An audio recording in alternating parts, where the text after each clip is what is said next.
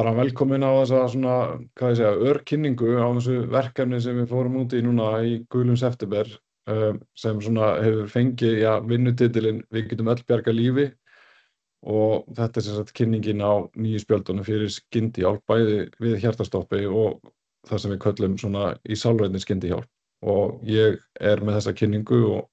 fyrir hönd undirbúningshópsins, ég tek það fram að ég var ekki einn í þessu verkefni, voru nokkur í undirbúningshóp Guls septembers og það voru svona litli vinnuhópar myndaðir innan undirbúningshópanna, innan undirbúningshópsins segi ég, og við vorum öll með mismunandi verkefni á okkar snærum og þetta var vinnuhópurinn sem ég sem sagt var í og bara það vita nú held ég flest hérna hvað Gulur september snýst en þetta er sem sagt samvinnuverkefni stofnana og félagasamtaka sem vinna saman að geðrækt og sjálfsvígsfórnum og hérna sjáum þessar stofnanir og félagasamtök og ég er í þessum hóp af því að ég vinn á Landspítala og er sem sagt fyrir hönd Landspítala inn í undirbúningshópnum. Og já, hvert á verkefni, það var að rauninni að samnýta og tvinna kannski sjálfsvígsforvarnir saman með það sem hefur verið svo vel gert í endurlíkun eins og þið sjáðu hérna hægra megin á myndinni á glærunni þá eru með þessi grunnendurlíkunarskref að það er að athuga hvort að meðvitundarleysi til staðar og að kanna öndun og hringja svo 112 og byrja að hnoða og blása og það þekkja flest þetta og við erum mörg með hjartastuðtæki á okkar vinnustöðum og við sjáum þetta í sundlaugum og íþróttahúsum og svona ég held að flest viti allan að þegar einhver er í hjartastoppi þá þarf að hnoða, blása og ná í hjartastuðtæki. Ég held að það sé svona eitthvað sem er bara einfaldlega drillað inn í mjög marga. Og hérna ætlum við þá að búa til spjöld þar sem koma fram grunnskefin í endurlíkun en að reyna að nota þessi svona skref sem hafa verið í endurlíkun og reyna að búa til einhvers konar sambærileg skref þegar þú ert að taka kannski fyrstu skrefin í samtali við einhvern sem er í andlegri krísu eða það sem við köllum svona sálræna skyndihjálp og reyna að hafa þetta svona drillað inn eins og skrefin eru í grunnendurlíkun því það er svona ákveðin svona samhljómur þarna kannski á milli og það er bara gott fyrir þau sem eru kannski að stíga sem fyrstu skref að ræða við einhvern sem er í andlegri vanlíðan að hafa eitthvað svona smá svona til að byggja á þessi skref, þú veist, þetta hefur held ég virkað mjög vel í endurlíkun af því að fólk veit að það bara á að kanna meðvitund og meðöndun og svo bara hnoða og blása og hringja 112 og ná í stuðtæki sko og við erum að reyna svolítið stílinn og þetta er það má alveg viðurkenna það, þetta er sko fengum kannski inspirationið að láni frá Svíþjóð og síðan unnu þetta í samráði við endurlíkunarráð og þau svona voru okkar innan handar með alla vinnuna sem fólst í því sko að setja fram skilaboðin varðandi endurlíkunina og mjög gott að vinna með þeim. Aðeins mig, ég er hjúkrunarfræðingur á geðgjörgæsludeild 32C á Landspítalanum og ég starfaði þar áður á bráðalegudeild geð- og fíknisjúkdóma sem oft í daglegu tali kalluð fíknigeðdeildin. Og ég hef unnið þarna síðan 2020 og ég hef kennt sjálfsvígsforvarnir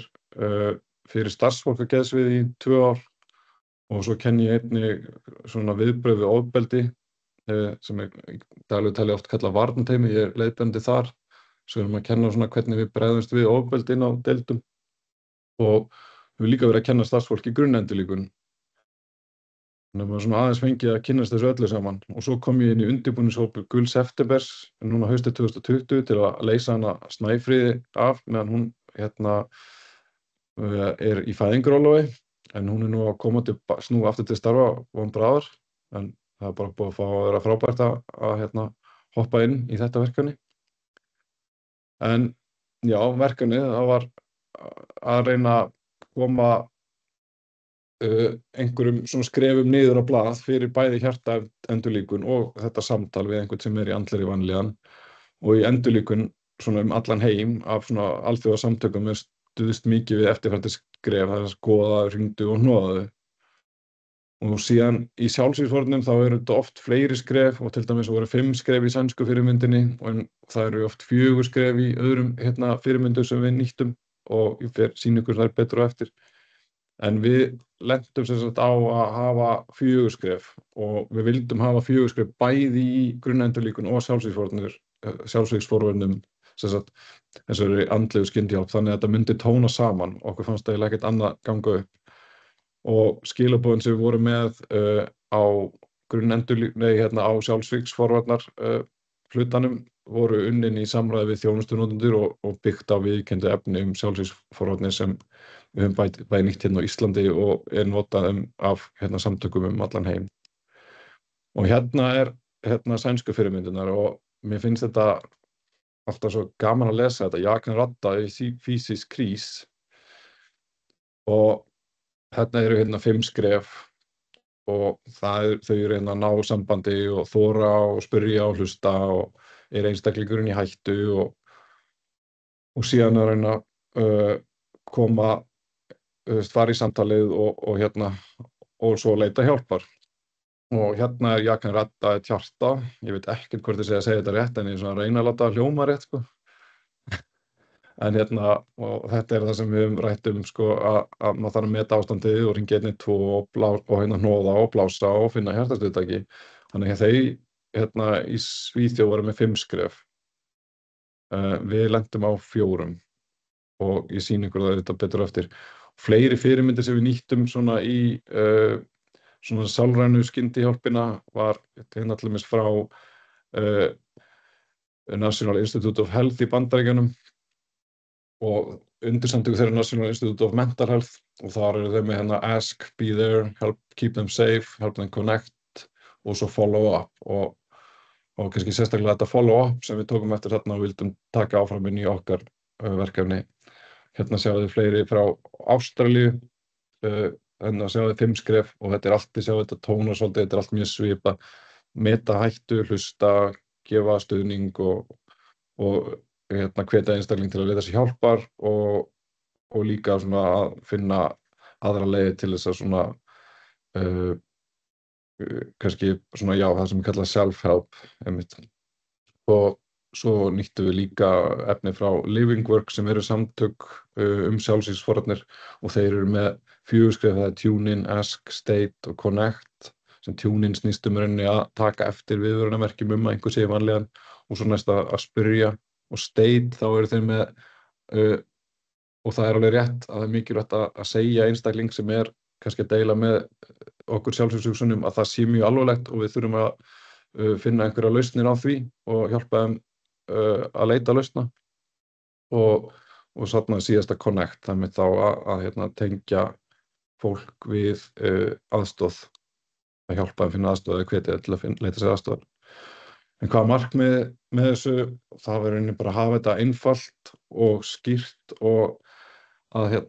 þetta geti verið bara svona grunnpunktar sem fólk geti nýtt til þess að svo að kannski að þora að fara í svona samtöl og náttúrulega líka kannski að kveikja á einhverjum perum hjá fólki sem vill kynna sér þetta meira því það náttúrulega fullt af efni þarna úti og auðvitað þetta bara grunnskrefin og þess vegna eru við líka með QR-kóða á spjöldunum þar sem fólk getur sko farið og fengið meiri upplýsingar. En hérna sem sagt spjaldið varðandi samtalsliðin á spjaldinu og þar eru með þessi 4 skref, það taktu eftir, vertu vakandi fyrir merkjum vanlíðan eða breytingar á hegðun og hlustaðu. Það þora að taka samtalið og ef kviknar einhver svona gut feeling og maður hefur áhyggjur af viðkomandi þá að þora að spyrja nánar út í vanlíðan og síðan að finna leiðir að stuðningi og aðstoð. Og þarna erum við líka ekkert endilega bara að tala þessa faglegu aðstoð sem við erum mikið að tala sko, sem Rauði krossinn og PETA og upplýsingamiðstöð heilsugæslunnar og bráðamóttöku geðsviðs og náttúrulega 2 í bráðurhættu en við erum líka kannski að tala bara að lausnin geti verið að virkja stuðningsnet viðkomandi hjálpa honum bara að opna sig, kannski koma með fleiri vini og ættingja að borðinu, hvetja hann til kannski að leita til bara annarra í sínu tengslanetti sko og það kannski að taka samtalið við einhvern sem í svona andlegri vanlíðan en kannski ekki beint í sjálfsvígshættu getur kannski verið bara nóg til að byrja með sko en við erum samt ekki að segja að þar sleppum við takinu heldur þurfum við líka að fylgja fólki eftir hvort sem það kannski búið bara búin að taka samtalið og einstaklingur kannski ekki verið á þeim stað að þurfa að fara að leita til fagaðila strax en svo í öðrum tilfellum getum við verið að taka samtalið þar sem það kemur alveg fram bara skýr hætta að einstaklingur sé í mikil hættu að fá að taka eigið líf að og þá þurfum við náttúrulega að leita aðstoð fagaðila strax en með fylgdu eftir þá erum við bara að tala um að við tjekkum inn á fólki aftur kannski einhverjum dögum seinna og höldum svona kontaktinum lifandi hvort sem það var einhver sem fór og leitaði fagaðila hvort sem við vorum bara að spjalla við vanlíðanana og bara kanna hvernig staðan í dag og hvort að aðstoðin fékkst og hvort að einstaklingur sé bara á réttri leið.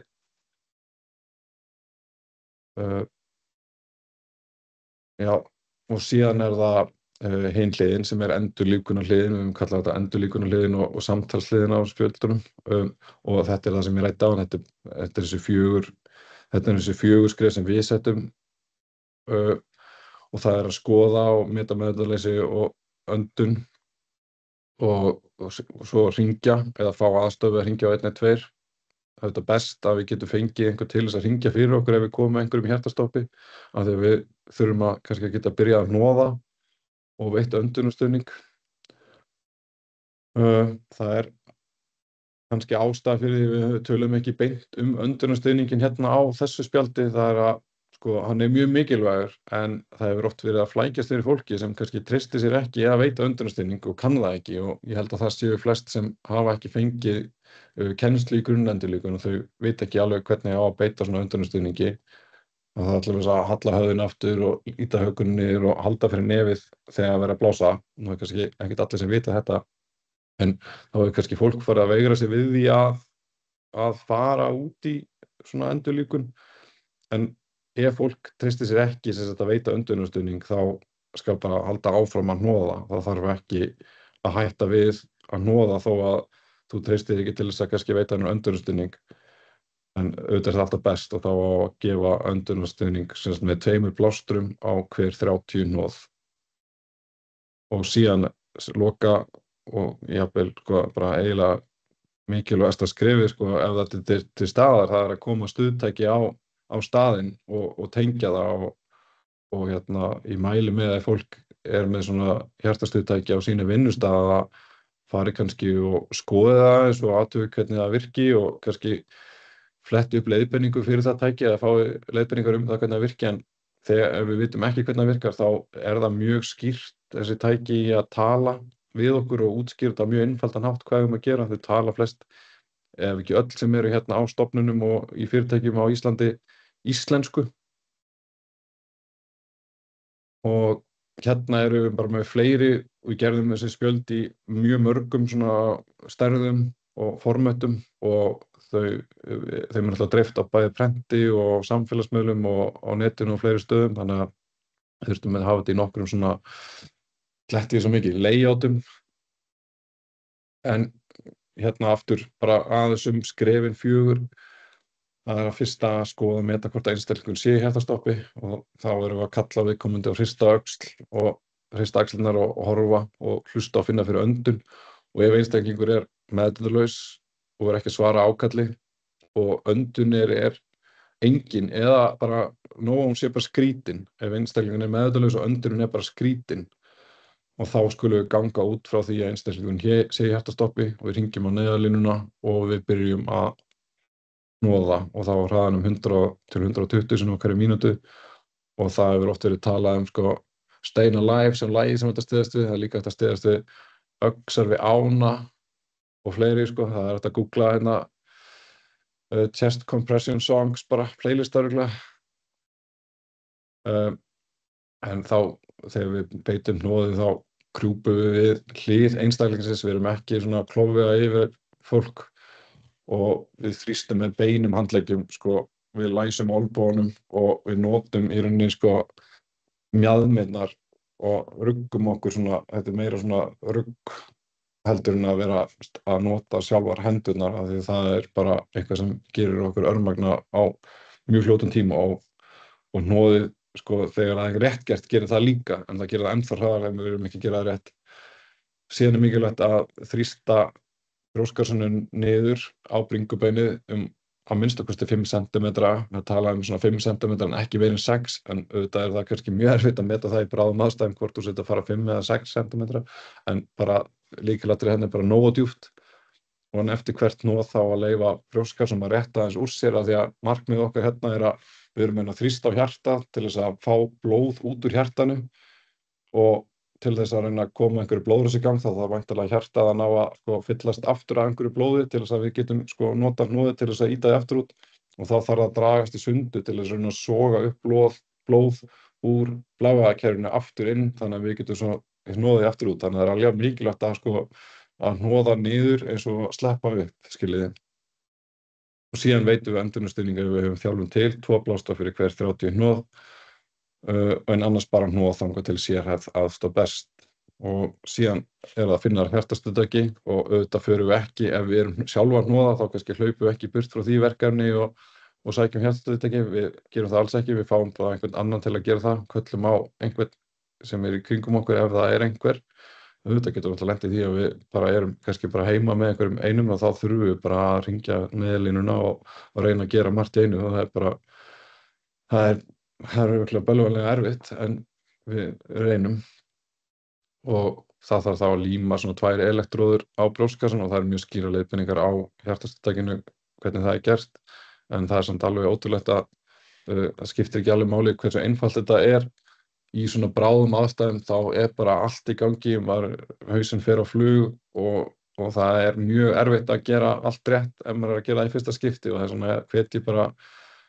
öll til að fara á námskeið í grunnendurlíkun af því að maður þarf að vera búinn að drilla þetta nokkur sinnum inn og halda þessu svona fersku.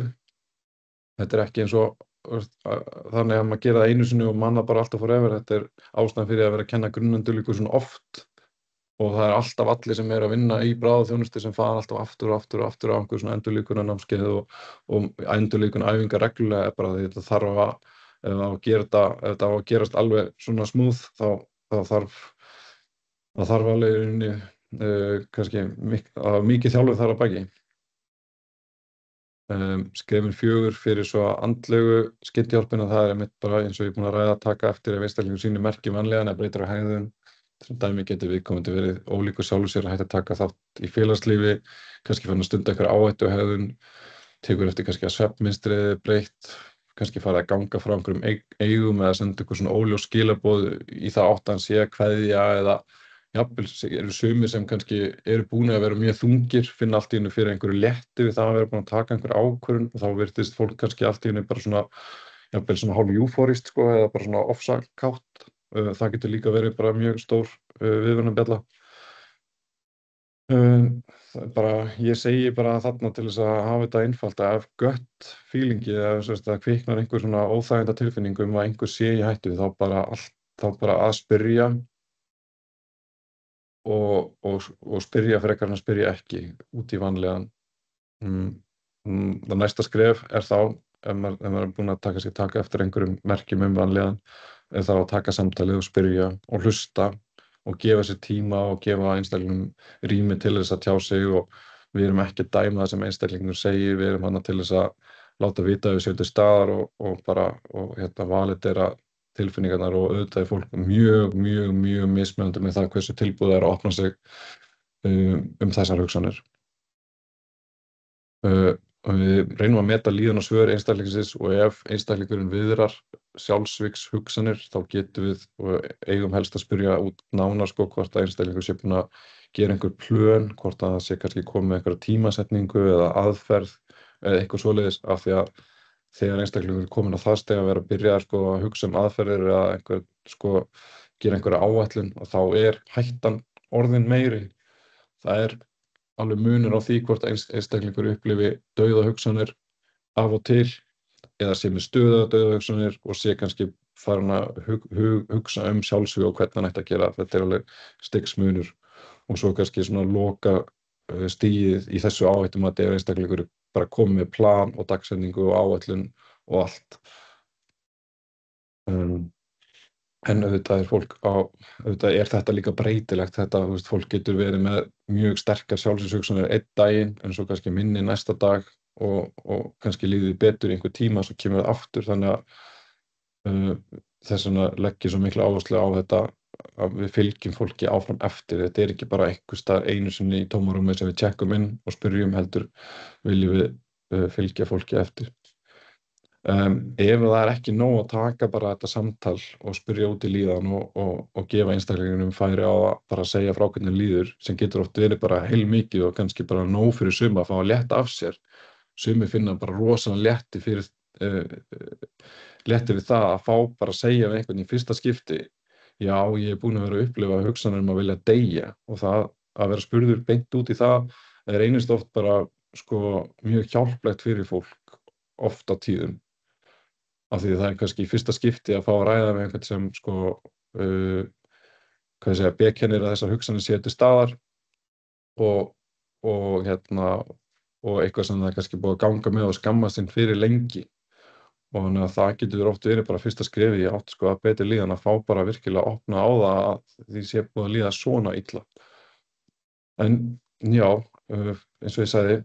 en ef það er ekki nóg bara að taka samtalið og þá þarf að finna lausna og finna leiðir að stuðningi aðstoði sem nefndi áður, þá getur það verið bara frekari stuðningar á okkar hálfu eða með því að virkja tengslanettið og fjölskyldu og aðra vini. Ef ekki, þá þarf að leita faglegrar aðstoðar og helst viljum við náttúrulega hvetja einstaklingin til þess að gera það sjálfur. Sumir eru kannski ekki tilbúnir til þess og þá getum við boðist til þess að hjálpa fólki að gera það, þá kannski myndum við hringja með viðkomandi í Rauða krossinn eða Pieta-samtökin og fá fund og fylgja honum kannski í eitthvað viðtal. Ef hættan er mjög mikil þá náttúrulega þurfum við að bregðast við strax og kannski fylgja einstaklingum á bráðamóttöku geðsviðs, og það eru nú reyndar bara 2 bráðamóttökur á geðsviði sko hérna á landinu. Það er á Akureyri og hérna á Landspítalanum, en fyrir þau sem eru á landsbyggðinni og hafa ekki kannski greiðan aðgang að þessum bráðamóttökum, þá ef hættan er þannig að þú telur einstakling bara vera í mjög mikill hættu að taka í líf hér og nú, þá er það bara 1 eða 2 sko. Það er ekkert, við erum ekkert að flækja það. En já, 4. skrefið svo eftir að það er búið kannski að fara að leita einhverja lausna, og þessar lausnir geta alveg verið fleiri en 1 og fleiri en 2 og fleiri en 3 og 4, en þá er það einmitt að fylgja einstaklingum eftir og tjekka inn, kanna með líðan og athuga hvort að það sem einstaklingurinn gerði til að reyna að hjálpa, til að reyna að finna hjálp, hafi hjálpað og veita frekari þá stuðning ef þörf er á. Síðan settum við hérna QR-kóða á spjöldin til þess að svona koma með frekari svona leiðbeiningar, og á endurlíkunarhliðinni þar eru við með svona grunnendurlíkun skref fyrir skref, leiðbeiningar sem er farið í grunnendurlíkun í rauninni alveg bara grúndegt frá A til Ö og bara útskýrt mjög vel, og þetta er unnið að European Resuscitation Council en evrópska endurlíkunarráðinu, bara mjög flottar og góðar leiðbeiningar, og þetta er það sem endurlíkunarráð hefur unnið að þeim með held ég að staðfæra og setja fram á íslensku. Og síðan á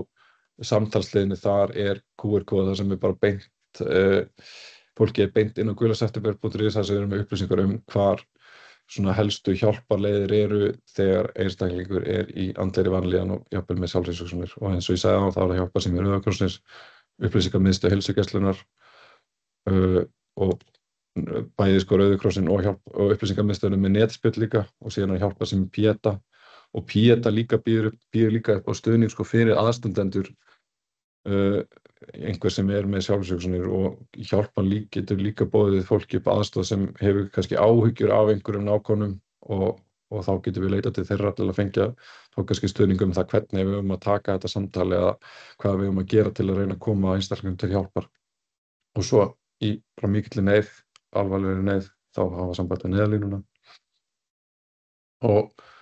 svo er spurning, hvar verða þessi spjöld öll? Þau eru að finna inn á guluseptember.is undir gult efni. Við erum byrjað að dreifa það á samfélagsmiðlum út allt. Ég skrifaði grein sem kom út á mánudaginn, og þessu verður dreift á endurlíkunarnámskeiðum hjá Rauða krossinum. Við vorum bara mjög glöð að fá það. Það var ekki eitthvað sem við vorum búin að undirbúa fyrirfram, en Rauði krossinn hafði samband við okkur og vildi fá þessi spjöld, og þeim verður dreift af kennurum í endurlíkun hjá Rauða krossinum. Hérna sjáum við þessi spjöld á upplýsingaskjá á mínu vinnustað sem geðsvið Landspítalans á Hringbraut, þetta hérna í bráðamóttökunni. Og síðan verður þessu dreift á prenti og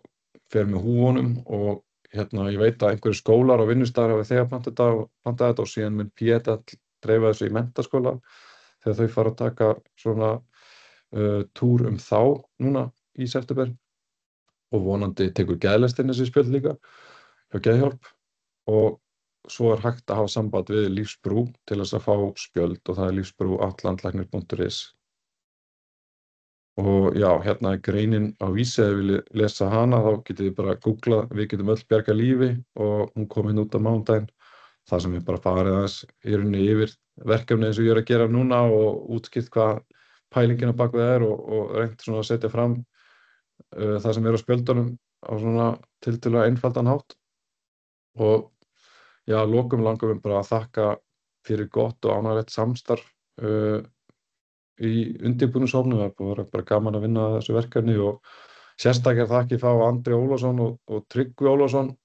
í samskiptateyminu á Landspítala sem gáfu í rauninni vinnu sína til þess að búa til spjöldin. Þeir hjálpuðu okkur með grafísku hönnunina á þessu og layoutið. Þannig að þeir fá mikla þakkir fyrir og ég segi líka bara takk fyrir að mæta sko.